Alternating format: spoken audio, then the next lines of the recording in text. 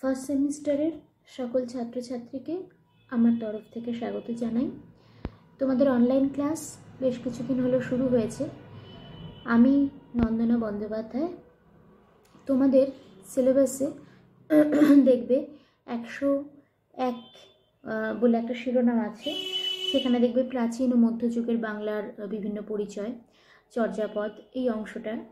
তার ভিতরে আমি চর্যাপদের যে অংশটা রয়েছে সেই অংশটা শুরু করছি পড়ানো। এছাড়াও আমার সঙ্গে আরও একজন রয়েছেন তোমাদের ম্যাডাম, তিনিও এই অংশটা পড়াবেন। চর্যাপদ এই অংশটার একদম সূচনার যে আলোচনা সেটা আমি শুরু করছি।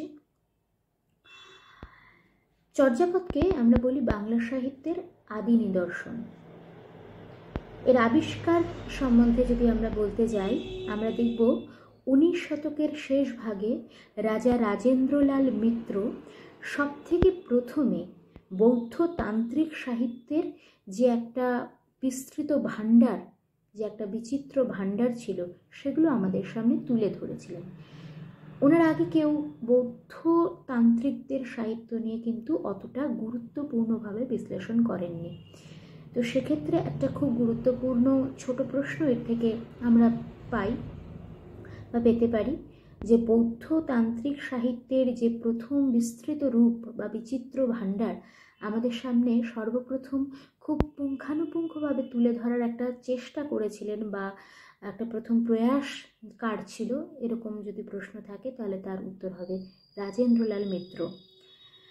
তো সেই সময় তিনি নেপালে ভ্রমণ করে বিভিন্ন বৌদ্ধ সাহিত্যের এরকম পুঁথি আমাদের সামনে জড়ো করেছিলেন, তিনি উদ্ধার করেছিলেন এবং আমাদের সামনে সেটার ভাণ্ডার তুলে ধরেছিলেন। এরপরে রাজেন্দ্রলাল মিত্রের পরে সরকার থেকে একটা ভার দেওয়া হয় কাকে না, হরপ্রসাদ শাস্ত্রী মহাশয়কে। হরপ্রসাদ শাস্ত্রী মহাশয়কে বলা হয় যে তিনি যেন এই সমস্ত কিছু পুঁথির পুনরায় অনুসন্ধান করেন এবং সেগুলোকে আমাদের সামনে নিয়ে আসেন। তো এবার আমরা একটু দেখব, আমাদের ইতিহাসের দিকে তাকাবো। একটা সময় বাংলায় আধিপত্য বিস্তার করেছিল আমরা জানি পাল রাজা। এই পাল রাজারা ছিলেন বৌদ্ধ ধর্মাবলম্বী। আমরা যদি একটু পাল রাজাদের ধর্মনৈতিক বিষয়টার দিকে চোখ দিই, আমরা দেখব পাল রাজারা ছিলেন বৌদ্ধ ধর্মাবলম্বী, যেটা বললাম, এবং তাদের ধর্মে কিন্তু আগ্রাসন ব্যাপারটা ছিল না। ধর্মের যে আগ্রাসী রূপ সেটা আমাদের কিন্তু খুব একটা চোখে পড়ে না। অর্থাৎ আমি বলতে চাইছি, কোনো একটা জায়গায় যখন রাজবংশ বা রাজারা যে ধর্মের হয়, সাধারণত সেই ধর্মের একটা প্রভাব প্রতিপত্তি সমাজের উপরে পড়ে। তো যখন বাংলায় পাল রাজারা শাসন করছিলেন, তখন স্বাভাবিকভাবে যেহেতু পাল রাজাদের নিজস্ব রাজবংশের ধর্ম যেহেতু ছিল বৌদ্ধ, তাই বৌদ্ধ ধর্মের একটা প্রভাব কিন্তু আপামর বাংলার ওপরে একটা পড়বে, এটাই খুব স্বাভাবিক ব্যাপার ছিল। কিন্তু সেটা পড়েছিল, প্রভাব স্বাভাবিকভাবেই পড়েছিল, কিন্তু কখনোই কিন্তু অবৌদ্ধ যারা ছিলেন তাদের ওপরে কোনো রকমের অত্যাচার বা তাদের বৌদ্ধ ধরো অন্য ধর্মাবলম্বীর কোনো মানুষকে জোর করে আগ্রাসী নীতি যেটা বলে সেটাকে জোর করে অন্যান্যভাবে বৌদ্ধ ধর্মে ধর্মান্তরিত করার চেষ্টা, এই সমস্ত সেই রাজবংশে পাল রাজাদের সময় ছিল না।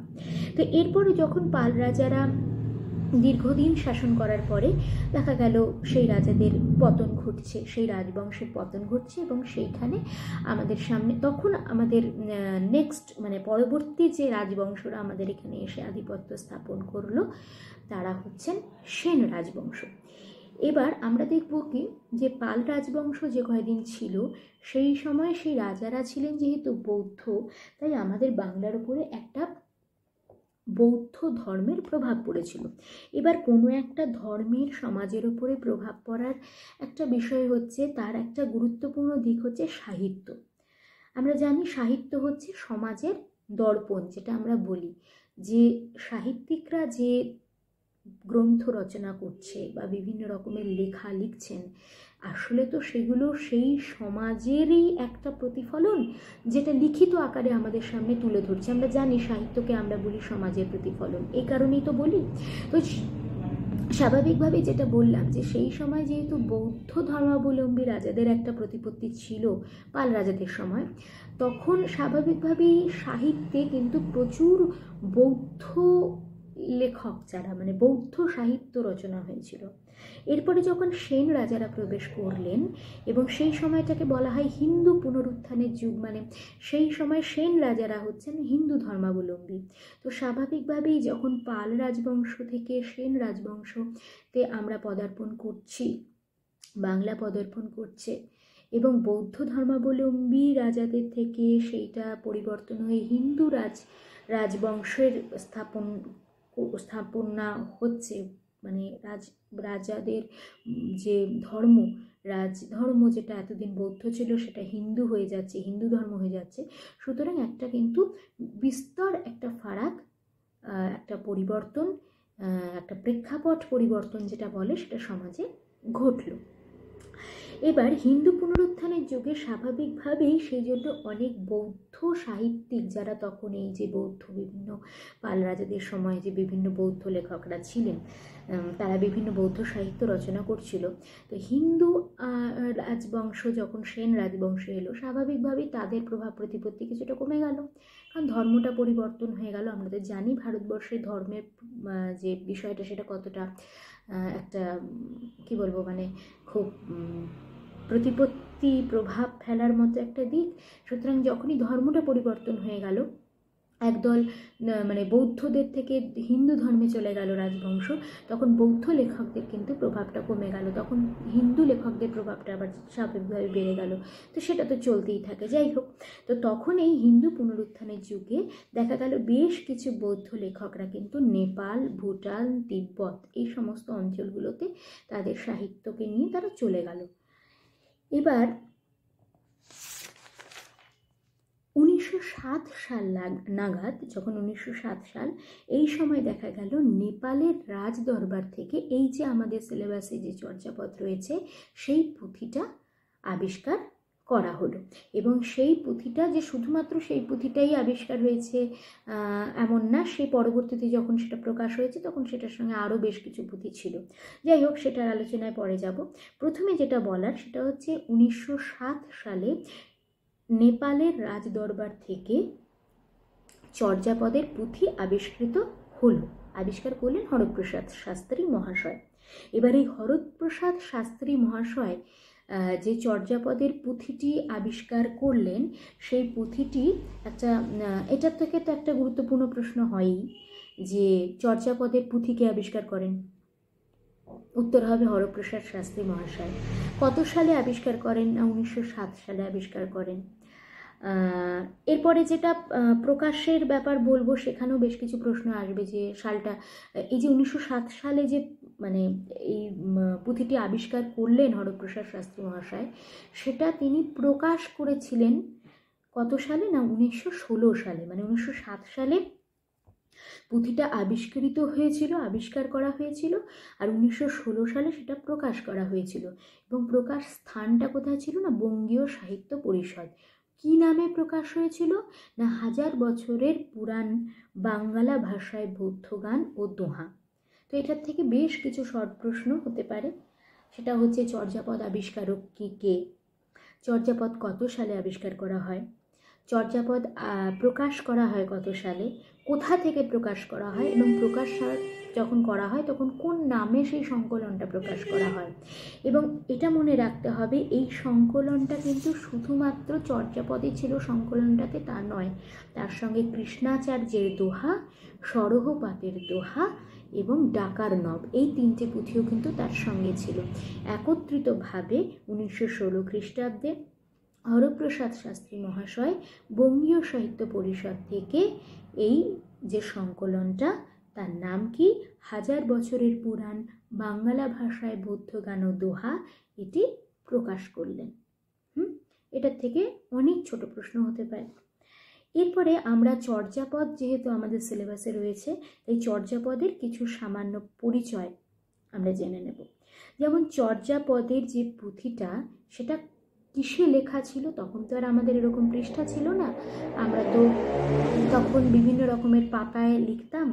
তো পাতায় লিখতাম, মাটির ভেতরে খড়ি দিয়ে লেখা হতো। আস্তে আস্তে আমাদের অনেক কিছু এরকম লিপি পরিবর্তন হওয়ার সাথে সাথে সেই লিপিগুলো লেখার যে বিভিন্ন যে মানে প্ল্যাটফর্ম, মানে যেটার উপরে আমরা লিখি, সেই বিষয়গুলোও তো চেঞ্জ হয়েছে, সেগুলোর একটা ইতিহাস আছে। আস্তে আস্তে তোমরা বাংলা নিয়ে পড়া শুরু করেছো, এই বিষয়টাও জানবে। তো আমরা এখন আপাতত জেনে রাখি যে হরপ্রসাদ শাস্ত্রী যে চর্যাপদ আবিষ্কার করলেন, সেই পুঁথিটা ছিল তাল পাতায় লেখা। হ্যাঁ, এবং একটা জিনিস মনে রাখতে হবে যে যেহেতু অনেক পুরনো পুঁথি, সেখানে বেশ কিছু অংশ কিন্তু এটা পাওয়া যায়নি। যেমন 5টা পাতা মানে 5টা পৃষ্ঠা এর পাওয়া যায়নি।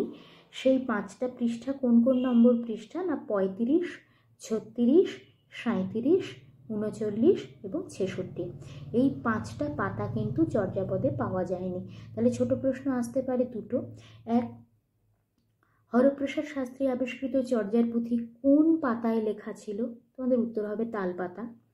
আরেকটা প্রশ্ন আসতে পারে যে চর্যাপদের কতগুলো পৃষ্ঠা আর পাওয়া যায়নি? তার উত্তর হবে 5টি। এবার যদি প্রশ্ন আসে যে কোন কোন পৃষ্ঠা, সংখ্যাগুলো কী ছিল? 35, 36, 37, 39 এবং 66 সংখ্যক পৃষ্ঠা আমরা পাইনি। আচ্ছা, এবার আরেকটা প্রশ্ন যেটা খুব গুরুত্বপূর্ণ, সেটা হচ্ছে পুঁথিটা একটা শব্দ দিয়ে শুরু হয়েছে। সেই শব্দটা হচ্ছে নমঃ শ্রী বজ্রযোগিনৈ। নমঃ শ্রী বজ্রযোগিনৈ, এই শব্দটা দিয়ে কিন্তু পুঁথিটা শুরু হয়েছে। পুঁথিতে মোট গান কটা ছিল? তার উত্তরটা হচ্ছে 50। আমাদের মনে রাখতে হবে চর্যাপদ কিন্তু এমন একটা সাহিত্যিক নিদর্শন যেগুলোর প্রত্যেকটা পদের ওপরে কিন্তু রাগ বা রাগিনী, আমরা যারা গান শিখি বা গান শিখছি বা শিখেছি তারা জানি আমাদের প্রত্যেকটা গানের একটা নির্দিষ্ট রাগ বা রাগিনীতে আমরা গাই। তো চর্যাপদের যে পুঁথিগুলো, সেই পুঁথিগুলোতে কিন্তু প্রত্যেকটা পদের ওপরে রাগ বা রাগিনীর উল্লেখ আছে। অর্থাৎ আমরা বুঝতে পারছি চর্যার পদগুলো শুধুমাত্র পঠিত হয় তা না, গীতও হয়। তো এখানে মোট গানের সংখ্যা হচ্ছে 50টি। তবে মাঝখানের বেশ কিছু গান এবং শেষের দিকের বেশ কিছু পৃষ্ঠা যেহেতু পাওয়া যায়নি, বেশ কিছু গানও সেজন্য মিসিং। এবং কোন কোন গান পাওয়া যায়নি না 23 সংখ্যক যে গানটা আছে সেটার 6টা চরণ পাওয়া গেছে, কিন্তু তাছাড়া অন্যান্য যে আর যে লাইনগুলো ছিল বা চরণগুলো ছিল সেগুলো পাওয়া যায়নি। আর পুরো গানই পাওয়া যায়নি কোন কোন সংখ্যক না 25, 24, 25, 48, এই 3টে গান একেবারেই পাওয়া যায়নি। তাহলে যদি প্রশ্ন আসে যে চর্যাপদের গান কি কি পাওয়া যায়নি, সম্পূর্ণ কি কি কোন কোন সংখ্যক গান পাওয়া যায়নি, তাতে হবে 24, 25, 48। আর কোন গানের শেষ অংশ পাওয়া যায়নি? 6 নম্বর গান, এই 23 সংখ্যক যে গান, তার 6টি চরণ প্রথম পাওয়া গেছে, শেষটা পাওয়া যায়নি। এবার আমরা একটু যাচ্ছি এর টিকা নিয়ে। চর্যাপদটা যদি আমরা পড়ি, আমরা দেখব যে সেখানে না এমন বেশ কিছু, এটা হচ্ছে মূলত বৌদ্ধদের সাধন চর্চার একটা গ্রন্থ বলা যেতে পারে। শুধু যে তার মানে সাধন চর্চাই তার মধ্যে আছে তা নয়, তার মধ্যে দিয়ে আমাদের বিভিন্ন কিছু আমাদের সামনে প্রকট হয়ে উঠেছে, কিন্তু মূলত এটি সাধন চর্চার গান। তো সেই জন্য মূল পদ মাঝে মাঝে আমাদের উপলব্ধি করতে অসুবিধে হয়, তখন আমরা টিকার সাহায্য নিই। এই টিকা যেটা, সেখান থেকে কি প্রশ্ন আসতে পারে যে চর্যাপদের টিকাকার কে? তার উত্তর হবে মুনি দত্ত। অর্থাৎ মুনি দত্ত বলে একজন চর্যার এই মূল গানগুলো বোঝার সুবিধের জন্য টিকা লিখেছিলেন উনি। তার নাম মুনি দত্ত এবং টিকাগুলো লেখা ছিল সংস্কৃত ভাষায়। এবার প্রশ্ন আসবে তাহলে চর্যাপদটা কোন ভাষায় লেখা ছিল? টিকা যদি সংস্কৃততে হয় তাহলে চর্যাপদটা কোন ভাষায় লেখা ছিল? আমি বলে রাখি, সেটা হচ্ছে চর্যাপদটা কিন্তু আসলে বাংলা ভাষাতেই লেখা, কিন্তু আমরা এখন যে বাংলা ভাষায় কথা বলছি সেই রকম বাংলা ভাষায় চর্যা লেখা নয়। চর্যার ভাষাটাকে আমরা প্রত্ন বাংলা বলতে পারি, অর্থাৎ বাংলা ভাষা যখন সবে সবে জন্ম নিচ্ছে সেই সময়কার ভাষা। তো সেই ভাষাটা কিন্তু যথেষ্ট মানে আমাদের সামনে সহজ সাবলীল নয়। এবং আর তার থেকেও একটা বড় ব্যাপার হচ্ছে যে চর্যার যেহেতু এটা যেহেতু একটা বৌদ্ধ সাধনতন্ত্র একটা, তাই এর যে শব্দগুলো আছে সেই শব্দগুলোর কিন্তু একটা মানে নয়। মানে শব্দের একটা বাহ্যিক মানে থাকে, আবার কিছু কিছু মানে থাকে যেটা হচ্ছে আভ্যন্তরীণ মানে, অভ্যন্তরের অর্থ, যেটা কিনা গুরু প্রদত্ত অর্থ। তো সেই জন্য কি হয়, চর্যাপদের ভাষাটা কিন্তু খুব সহজ সাবলীলভাবে গ্রহণযোগ্য ভাষা নয়, তাই টিকাটা কিন্তু রচনা করা হয়েছিল। আরেকটা গুরুত্বপূর্ণ প্রশ্ন, যে এই যে সংস্কৃত ভাষায় লেখা মণিদত্তর টিকা, সেই টিকাটার নাম কি ছিল? টিকাটার নাম ছিল নির্মল গিরা টিকা। নির্মল গিরা টিকা, নির্মল গিরা একটাই কথা, নির্মল গিরা টিকা। তাহলে এখান থেকে আবার কি কি প্রশ্ন আসতে পারে, যে মূল পদ উপলব্ধির ক্ষেত্রে যে টিকা লেখা হয়েছিল সেই টিকার নাম কি ছিল? না নির্মল গিরা টিকা। কে লিখেছিলেন? মণিদত্ত। কোন ভাষায় লিখেছিলেন? সংস্কৃত ভাষায়। তো এই হচ্ছে বিষয়। এরপরে আমরা যে বিষয়টাতে যাব সেটা হচ্ছে চর্যাপদের নাম। চর্যাপদের নামকরণ বলতে আমরা কি বলতে চাইছি? চর্যাপদের নাম বলতে আমি বলতে চাইছি এই যে চর্যাপদ করছি, এই চর্যাপদের যে আবিষ্কার তিনি হচ্ছেন হরপ্রসাদ শাস্ত্রী মহাশয়। তো এই হরপ্রসাদ শাস্ত্রী মহাশয় একটা নাম দিয়েছিলেন গ্রন্থটা আবিষ্কার করে। সেই গ্রন্থটা তিনি তো আবিষ্কার করেছিলেন, তো তিনি আবিষ্কার করে এই গ্রন্থটার একটা নাম দিয়েছিলেন। কি নাম দিয়েছিলেন? না চর্য বিনিশ্চয়। চর্য বিনিশ্চয়, একটাই কথা, একই সঙ্গে চর্য বিনিশ্চয়। বিধুশেখর ভট্টাচার্য বলে অপর একজন রয়েছেন, তিনি এই চর্যাপদের নাম দিয়েছিলেন আশ্চর্য চর্যাচয়। আশ্চর্য চর্যাচয় একই সঙ্গে। আর প্রবোধচন্দ্র বাগচি বলে আরেকজন রয়েছেন, তিনি এই গ্রন্থটার নাম, যেটা খুব মানে ওনার মতে যে নামটাই গ্রহণযোগ্য হওয়া উচিত, তিনি যে নামটা দিয়েছেন সেটা হচ্ছে চর্যাশ্চর্য বিনিশ্চয়। চর্যাশ্চর্য বিনিশ্চয়। চর্যাচর্য বিনিশ্চয় সেটা হরপ্রসাদ শাস্ত্রী, আর প্রবোধচন্দ্র বাগচি হচ্ছে চর্যাশ্চর্য বিনিশ্চয়, আর বিধুশেখর শাস্ত্রী বলেছেন আশ্চর্য চর্যাচয়। তো এই তিনটে কিন্তু খুব গুরুত্বপূর্ণ প্রশ্ন, ছোট প্রশ্ন।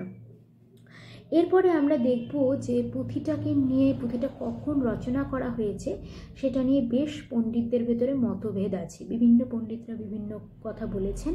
তো আমরা মোটামুটি 10ম শতক থেকে দ্বাদশ শতকের মধ্যে পুঁথিটা রচনা করা হয়েছে, এই অংশটাকেই কিন্তু আমরা ধরে নেব, মানে এইটাই গ্রহণযোগ্য। বিভিন্নজন বিভিন্ন শতক বলেছেন, কিন্তু আমরা চর্যাপদের রচনাকাল যদি দেখি, মানে আমরা কোনটাকে গ্রহণযোগ্য হিসেবে ধরে নেব, তাহলে বলবো 10ম থেকে দ্বাদশ শতকের মধ্যেই চর্যাপদ রচনা করা হয়েছিল। তো যাই হোক, আজ তোমাদের প্রথম ক্লাস, আজ এইটুকু পর্যন্ত আলোচনা রইল। তোমরা এর থেকে বেশ কিছু এর মধ্যে থেকে তোমরা বেশ কিছু শর্ট প্রশ্ন পাবে। আমি তোমাদের প্রথম দিনই ক্লাসে বলে রাখছি, সেটা হচ্ছে তোমরা কিন্তু এই যে পড়াশোনাটা আমরা করছি প্রথম দিন থেকেই আমি তোমাদের এই যে কথাটা বলছি, যে তোমরা বড় প্রশ্ন যেরকম তৈরি করবে তার সাথে সাথে কিন্তু ছোট প্রশ্নগুলো তৈরি করে রাখবে। বড় প্রশ্নগুলো তৈরির সাথে সাথে যদি আমরা ছোট প্রশ্নগুলো তৈরি করতে থাকি, তাহলে দেখবে ছোট প্রশ্ন তৈরির জন্য আলাদা কোনো সময় দরকার হচ্ছে না। সেজন্য আজ আমি যে অংশটা তোমাদের পড়ালাম সেই অংশ থেকে যা যা ছোট প্রশ্ন হতে পারে আমি সেগুলো বলেছি। আরও তোমরা যখন পড়বে দেখবে আরও হয়তো 2-3টে ছোট প্রশ্ন তোমাদের মনে হবে। তো সেটার জন্য তোমরা প্রথম দিনের ক্লাস থেকেই, আমি অন্তত আমার ক্লাসের জন্য এটা বরাবর বলে থাকি, যে প্রথম দিন থেকেই তোমরা ছোট প্রশ্নগুলোকে আলাদা করে, যখনই বড় প্রশ্ন পড়বে তোমরা ছোট প্রশ্নগুলোকে লিখতে থাকবে, তাহলে ছোট প্রশ্নের জন্য আলাদা সময় দিতে হবে না। তো যাই হোক, আজ এটুকু পর্যন্তই থাকলো। পরবর্তী দিন আমি বেশ কিছু পদের পরিচয় দেব, তোমাদের পদকর্তাদের নাম বলবো, তারপরে বেশ কিছু পদ আমি তোমাদের একটু পড়ে পড়ে শোনাবো। 50টা পদ আছে, তার ভেতরে পদগুলো যে তোমাদের মুখস্থ করতে হবে বা এরকম কিছু ব্যাপার নেই, কিন্তু তোমাদের চর্যাপদে ধর্ম, নৈতিক বিষয়, অর্থনৈতিক বিষয়, বিভিন্ন প্রেক্ষাপট করতে হবে। তো আমি বেশ কিছু পদ তোমাদের একটু মানে বলবো, একটু তোমরা শুনবে, তাহলে দেখবে তোমাদের কাছে বিষয়টা অনেক বেশি ক্লিয়ার হবে। তো যাই হোক, আজ এই পর্যন্তই। যে প্রশ্নগুলো আমি পড়ালাম সেগুলো আশা করব তোমরা ছোটো ছোটোভাবে, ছোটো প্রশ্ন যেগুলো তার মধ্যে থেকে হবে, তোমরা খাতায় লিখে রাখবে।